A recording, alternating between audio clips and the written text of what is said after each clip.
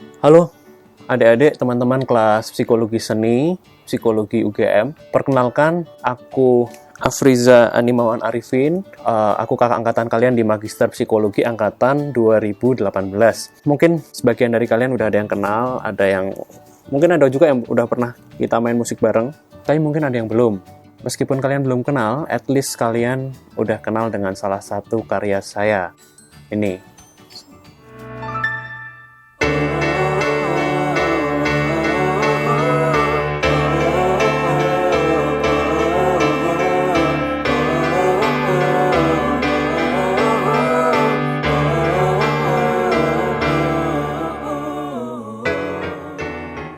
Nah, sebelumnya aku mau ngucapin terima kasih dulu buat Mbak Satwika, Bu Satwika, karena udah kasih kesempatan aku buat sharing di kelas psikologi seni ini. Awalnya kita rencananya mau ketemu langsung ya di kelas gitu. Aku udah siap-siap bawa piano, kita mau nyanyi bareng di kelas gitu. Cuman apa boleh buat, karena pandemik kita cuma bisa ketemu via video. Melalui video, aku jadi kepikiran bikin konten. Nah, namanya vlog Speak Asik. Nah, seputar psikologi dan musik. Ya, Speak Asik. Jadi semoga apa yang nanti aku sampaikan di sini nggak cuma bermanfaat buat teman-teman yang ada di kelas, tapi juga bisa bermanfaat buat teman-teman yang di luar kelas juga. Jadi itulah kenapa aku lebih prefer untuk pakai video daripada kita ketemu langsung di Google Meet atau di Zoom gitu. Oke, let's go. Kita mulai materinya. Ngomong soal kelas kuliah psikologi seni, itu aku ada cerita menarik. Jadi waktu awal dulu waktu maba S1 ya, tahun 2013, tugas ospeknya itu salah satunya suruh nulis di buku ospek itu tugasnya disuruh menuliskan apa tujuanmu ketika masuk ke psikologi. Nah, di situ aku tulis, suatu hari nanti saya ingin memandang psikologi dari sudut pandang musik dan ingin memandang musik dari sudut pandang psikologi. Nah, cuman aku bingung juga waktu itu maksudnya apa gitu ya, karena namanya juga maba ya, jadi kreatif. Nah, kemudian waktu awal-awal kuliah itu aku langsung ke perpustakaan. Nah, masih maba waktu itu, rajin banget ya ke perpustakaan, cari-carilah buku The Psychology of Music. Akhirnya ketemu nih bukunya, Diana Deutsch ya, ini tahun 2000 kalau nggak salah bukunya. Waktu itu aku coba baca-baca buku ini buku setebal 500 halaman, tapi nggak ada satupun yang nyantol waktu itu. Wah, ini sebetulnya psikologi musik itu apa? Hubungannya apa sih psikologi dan musik? Nah, itu waktu itu pertanyaan yang muncul ketika aku maba. Sampai pada akhirnya ke semester 6. Sampai semester 6 itu kan udah ngalami banyak banget kuliah. Ada psikologi sosial, psikologi komunikasi, perkembangan, psikologi dasar, neuro, psikologi, dan lain sebagainya. Prof. Kun, waktu itu, beliau menjelaskan hal yang sebetulnya simpel. Hubungan antara psikologi dengan musik. Pertama, saya coba mencontohkan ketika bermain piano ya. Ketika seseorang itu baca partitur, seperti saya ini, misalnya, itu fungsi kognitifnya berjalan. Karena di sini dia mulai mempersepsi. Oh, ini F, ini bass, ini apa?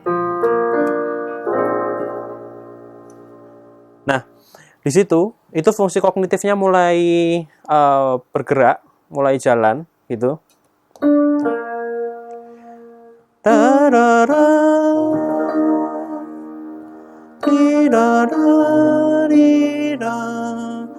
Nah, kemudian dari kognitif ini disalurkan ke gerakan tangan ya, atau psikomotorik ya.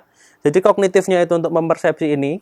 Oh, ini kunci ini dan lain sebagainya. Oh, ini D, ini bass, ini S, ini E flat, ini apa dan lain sebagainya. Itu kognitif, kemudian disalurkan ke psikomotor.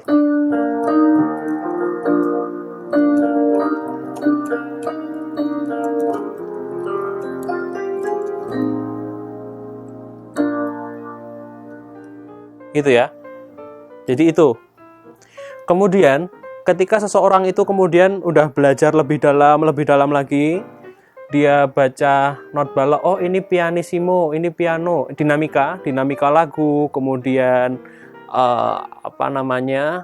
oh bagian ini mainnya lebih cepat, bagian ini pelan, bagian ini melambat, dan lain sebagainya. Jadi dinamikanya itu udah mulai digarap, dan misalnya udah lepas partitur gitu ya, udah nggak pakai bacaan lagi di situ, nanti akan menggunakan fungsi afeksinya, ya. Kalau tadi kognitif, psikomotor, nah kemudian afeksi. Afeksi itu ketika kita bermain dengan soul, dengan jiwa, dengan penjiwaan, gitu ya.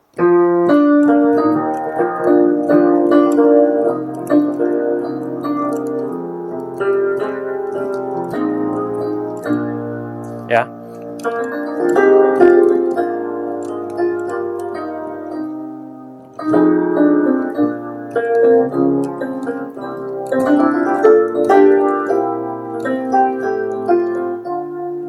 Oke. Dari situ bisa disimpulkan bahwa musik itu adalah bagian dari psikologi, karena tadi itu memenuhi 3 syarat hal yang bisa disebut psikologis, ya. Psikomotorik, kognitif, dan afeksi itu tadi. Di musik itu semua ada, gitu. Aku menjadi lebih termotivasi. Ternyata apa yang aku cari di waktu di semester awal dulu, waktu maba, itu baru kejawab di semester 6, gitu ya. Nah, semenjak hari itu, aku benar-benar menikmatin proses yang aku jalanin, semakin menikmati psikologi, semakin menemukan diriku di situ. Diriku as a musician and psychology researcher. Do what you love what you do. Ya, mungkin teman-teman bisa sharing juga ke kita. Mungkin ada kisah-kisah menarik yang terus memotivasi teman-teman untuk akhirnya lebih passionate lagi untuk belajar psikologi. Oke, di sini aku nggak akan jelasin yang terlalu deep, terlalu dalam banget, gitu juga enggak, tapi juga nggak terlalu cetek. Jadi aku coba kasih yang sedengan lah ya, menengah gitu untuk kalian, biar paling nggak kalian ada gambaran, terus mungkin siapa tahu juga termotivasi pengen ikut belajar bareng, itu aku juga malah seneng banget gitu ya. Oke, Me, Music and Psychology. Di sini aku coba mengawali dengan ini ya, hub science ya. Jadi perlu diketahui teman-teman, kalau psikologi itu adalah hub science. Ya, dia ilmu penghubung antar ilmu-ilmu, ya. Nih, kalau kita lihat di sini, ini psikologi, ini biologi, ya. Ada biopsikologi, ada psikofisiologi, ya, psikofarmakologi, ada di sini juga. Kemudian ada juga psychology and developmental, ya. Psikologi anak, psikologi lansia, dan lain sebagainya. Nah, kita ada di sini psychology of art nih. Psikologi dan art itu nanti ada psychology of art, ada music psychology, ya, dan sebagainya. Nih, eksperimen juga bisa nih, psychology of experimental. Ini juga salah satunya ada nanti aku coba jelasin, ada salah satu penelitian yang ada banyak penelitian psikologi musik yang pakai eksperimen gitu ya. Terus ada psikometri, terus jadi psikologi itu adalah ilmu penghubung, ya, penghubung antara ilmu-ilmu lainnya, psikologi dan kesehatan, ada psikologi olahraga. Jadi di sini kita tahu kalau psikologi itu sebenarnya lingkupnya sangat luas banget. Nah, salah satunya yang mau kita bahas hari ini itu adalah psikologi musik, ya, psikologi dan musik gitu. Di mana sih hubungannya, letak ininya, dan lain sebagainya. Itu yang akan kita bahas pada pertemuan hari ini. Nah, yang berikutnya ini everything is music, ya. Jadi mungkin teman-teman secara nggak sadar, itu dari teman-teman bangun tidur, alarm HP-nya bunyi, itu musik juga, udah musik tuh, alarm HP. Kemudian buka HP, buka IG, ada iklan, ada video, dan lain sebagainya, itu ada musiknya juga di situ, ya. Kemudian ketika nonton sepak bola, ya, nonton sepak bola itu ada supporternya nyanyi, yelling dan lain sebagainya.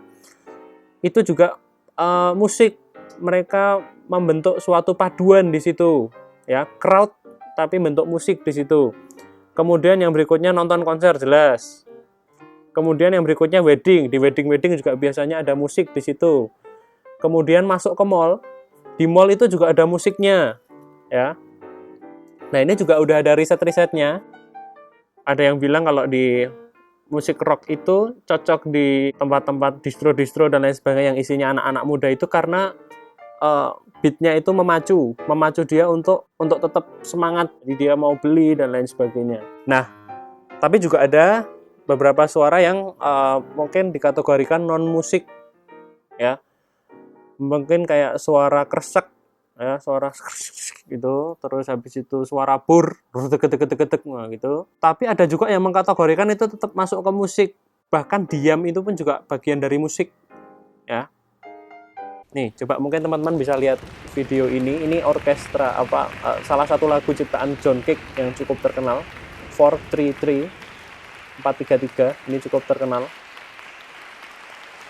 ya. Dimana coba nanti tonton versi lengkapnya 433 ini, dimana musiknya itu dia cuma diem, ya, full song, full komposisi, dia silent gitu, ya. Oke, itu tadi. Jadi music in everyday life, ya, dalam kehidupan sehari-hari itu kita sebenarnya udah dipenuhi dengan musik secara nggak sadar, secara unconsciousness gitu, ya. Oke, jadi psychology of music itu apa? Jadi the scientific understanding of any psychological aspect of music. Scientific understanding, ya, jadi pemahaman secara ilmiah, ya, of any psychological aspect of music. Berbagai hal psikologis, aspek psikologis di musik gitu. Entah ketika listening, ketika performing, ketika perform itu ada demam panggung, gimana hubungannya antara si player dengan penonton, bagaimana leadership-nya seorang konduktor, ya, bagaimana pemain itu bisa menyampaikan emosi ke penontonnya, kemudian kenapa kok orang nonton konser kok terus nangis dan lain sebagainya. Nah, jadi banyak banget. Itu baru satu konser aja itu bisa diteliti sedemikian luas gitu, ya, sedemikian detail gitu. Kemudian ada juga creating atau buat musik, aspek-aspek kreativitas orang yang bikin musik, ya. Itu ada terapi mindfulness, ya, melalui bikin lagu. Itu ada juga, ada di jurnal Transpersonal Psychology situ, ya. Kemudian terapi, ada juga terapi musik, ya. Kenapa terapi musik itu dipakai gitu, ya? Karena dalam jiwa manusia, dalam diri manusia itu ya musik gitu, ya. Maksudnya karena musik itu memenuhi ketiga aspek psikologi itu, ya, baik itu kognitif, afektif, psikomotorik gitu. Nah, maka dari itu terapi itu juga bisa diterapkan dan itu dipelajari juga di psychology of music. Nah, ini ya, kalau kita ngomongin topiknya, ini penjabaran dari yang tadi. Topik on psychology of music itu sangat luas, ya. Mulai dari neuro, tentang otak, ya, berkaitan dengan gimana orang mempersepsi, kemudian dan lain sebagainya. Kenapa ada perfect pitch juga, nah, bagian otak mana yang berfungsi dan lain sebagainya, itu ada di neuropsychology ini. Nah, kemudian ini ada juga developmental, ya, developmental of music psychology itu ada bukunya sendiri khusus, ada, ya. Jadi perkembangan musikal. Di sini biasanya treatment-treatmentnya ini ada kaitannya dengan education, ini dengan psikologi pendidikan. Jadi dua hal ini bisa saling berkaitan karena ketika kita tahu karakter psikologis seorang anak, ya, kita jadi tahu nih oh, musik yang baik untuk anak tuh yang seperti apa toh. Nah, jadi misal musik-musik anak itu kan biasanya jarang yang terlalu panjang jelimet gitu ya. Biasanya kan pelangi-pelangi alangkah indahmu, merah kuning hijau di langit yang biru, pelukismu agung siapa gerangan, pelangi-pelangi ciptaan Tuhan. Udah, clear. Ulangi lagi dan lain sebagainya. Beda dengan pelangi-pelangi ya, beda dengan pelangi-pelangi yang untuk orang dewasa. Nah, beda toh? Nah, ini kan rumit dan panjang itu lagunya. Jadi pelanginya anak-anak sama pelanginya orang dewasa itu udah beda di situ. Ya, jadi maksudnya ketika kita belajar psikologi itu nantinya kita akan tahu gitu ya. Musik yang untuk anak-anak itu yang kayak gimana, yang bisa dihafalkan sama si anak-anak itu yang kayak gimana dan lain sebagainya.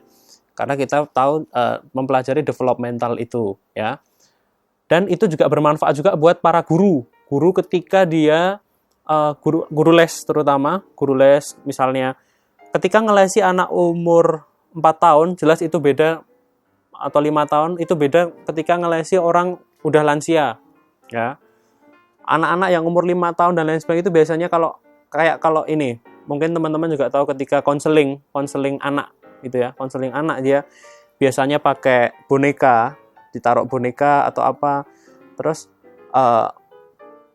pura-puranya komunikasi sama si boneka itu dan lain sebagainya. Jadi pakai imajinasi dan lain sebagainya itu untuk biar si anak itu biar bisa fokus biar bisa ngikuti materinya gitu ya. Jadi kemudian musik dan bahasa, terapi sosial, consumer behavior, dan sebenarnya masih banyak lagi sih, nggak cuma ini aja, masih banyak banget yang bisa dikembangkan tentang stereotyping in music. Ini mungkin maksudnya di sosial ada stereotyping in music. Mungkin teman-teman juga pernah dengar kenapa musik dangdut awalnya, mungkin kalau teman-teman dengar musik dangdut dianggap deso dan lain sebagainya. Tapi kenapa kok musik jazz itu dianggap ini musiknya orang-orang pinter, musiknya orang-orang itu stereotip yang terbentuk dan lain sebagainya. Itu juga dipelajari juga di sini, the psychology of music ini. Ini aku akan coba kasih beberapa topik pilihan ya. Mungkin sekitar 3 topik, mungkin aku akan coba bahas 3 topik di sini. Yang pertama ini yang ada kaitannya dengan psikologi emosi ya, psikologi emosi dan musik. Emotional response to music, gimana musik itu bisa memengaruhi sebuah film ya. Jadi misal ini kalau coba teman-teman lihat, pernah lihat filmnya Up, coba tonton video ini dulu.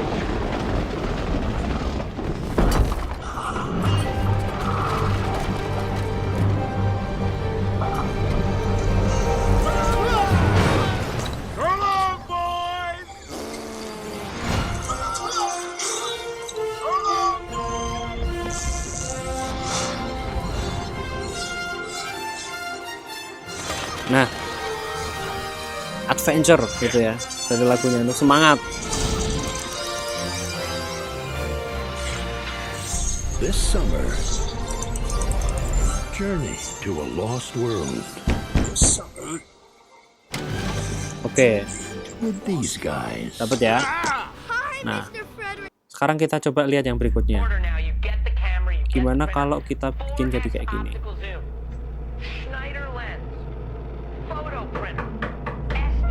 Are you in need of any assistance today, sir? The following explorers will graduate to senior explorers for assisting the elderly. Excuse me. Pardon me. Old man coming through. I'm here for him. All units, all units.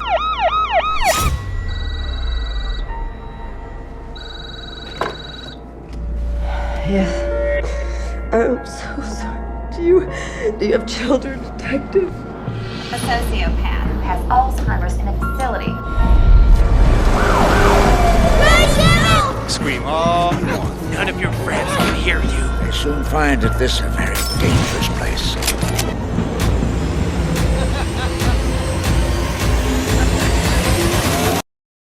Once in, there's no way out.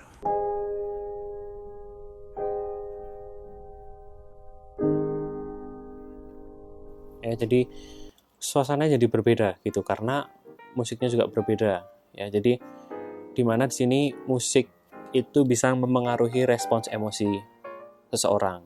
Nah, jadi kalau teman-teman mau tahu soal otak dan psikologi, itu teman-teman bisa lihat di ucf.edu di sini, teman-teman.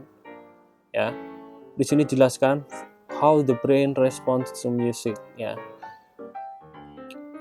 dari gimana tadi yang respons emosional itu ada di bagian amigdala, merasa takut, terus merasa bahagia, merasa puas dan lain sebagainya. Ya, respons emosi itu ada di bagian amigdala.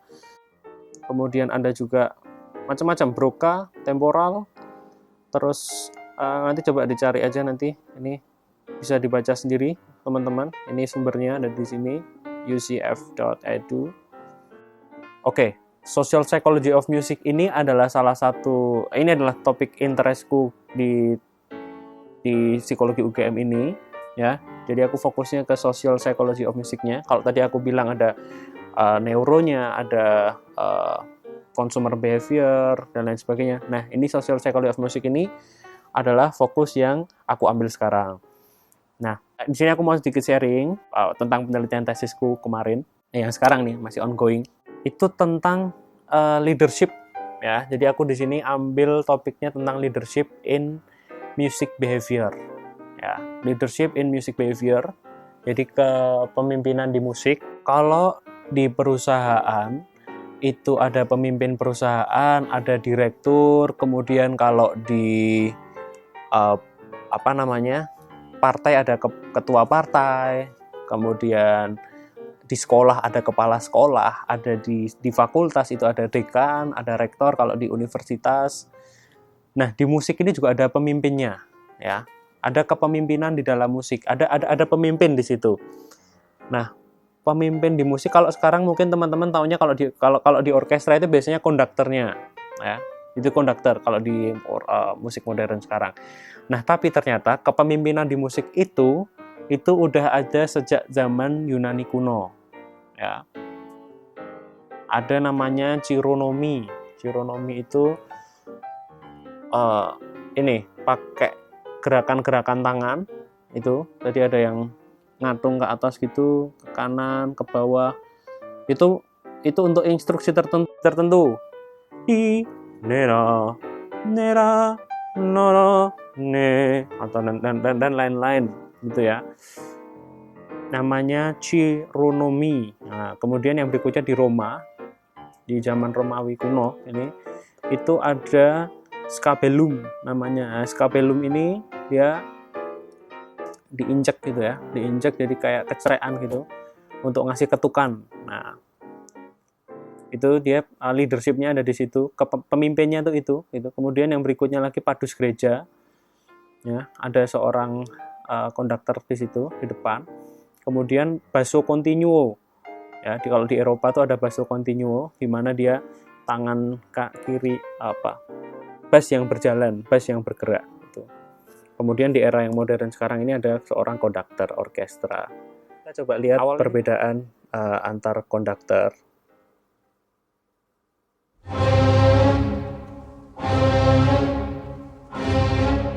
Ini kalau konduktor ya. Kalau konduktor itu kita lihat di sini. Dia biasa. Ini kalau konduktor, ini Herbert von Karajan.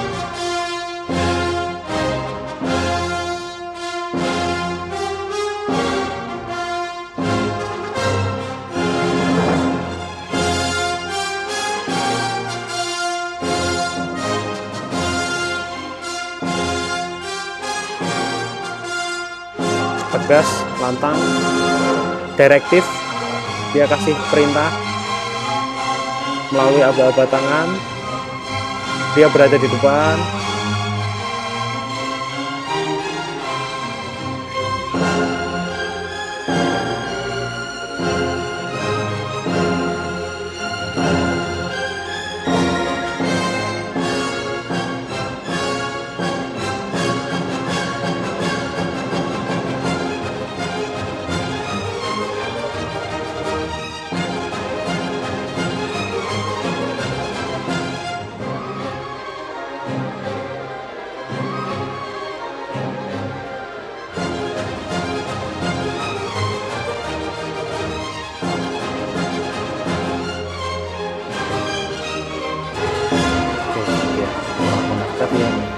aktif dia berada di depan, atau kalau istilahnya Ki Hajar itu dia engar sosum tulodo gitu ya, di depan memberikan arahan, memberikan perintah gitu. Kemudian kalau berbeda dengan penggamel, atau kalau yang di sini pemimpinnya itu adalah kendang ya. Sebetulnya kalau di literatur itu rebab gitu ya, cuman ketika nggak ada rebab itu kendang sebagai pemimpinnya seperti itu. Nah, ini dia, ini pemain kendang. Kita lihat bedanya.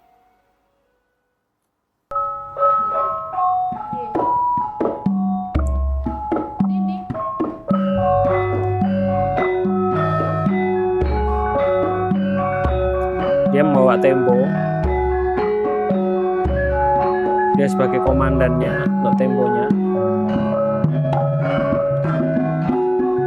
Pindah ke kendang ciplon.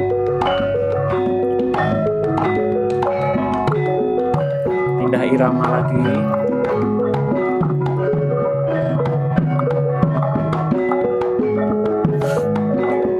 Nah, itu ya.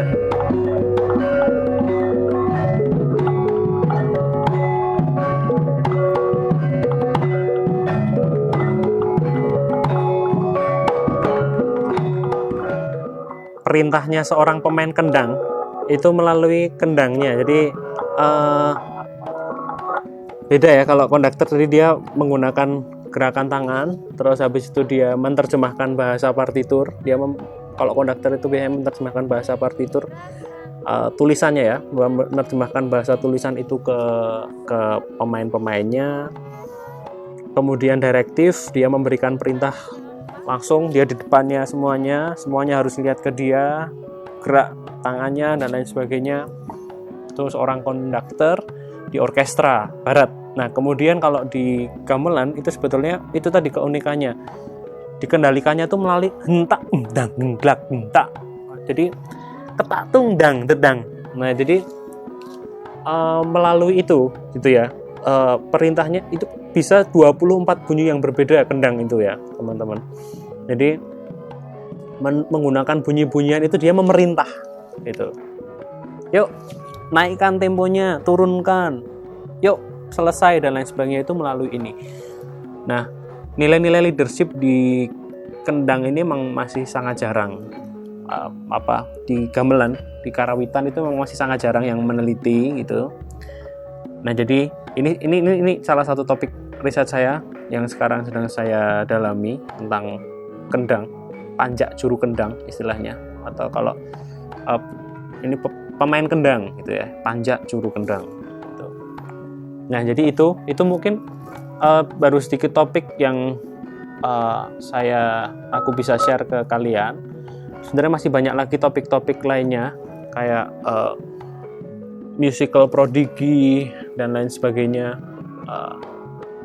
Sebenarnya masih banyak banget hal yang bisa dibahas di psikologi musik tentang perilaku konsumen, tentang musical prodigy, kemudian gifted, bahas tentang anak-anak gifted, pengajaran di musik dan lain sebagainya. Jadi psychology of music itu topik yang sangat luas ya, masih cukup banyak bisa dieksplor gitu.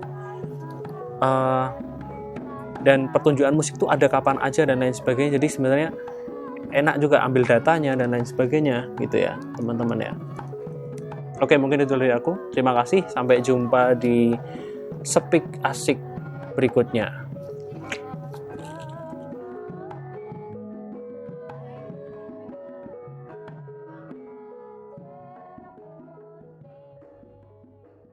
Oke, teman-teman, untuk sedikit intermezzo, aku punya pertanyaan buat kalian. Nanti coba dijawab di Google Classroom ya. What's on your mind when you hear this fragment? Oke?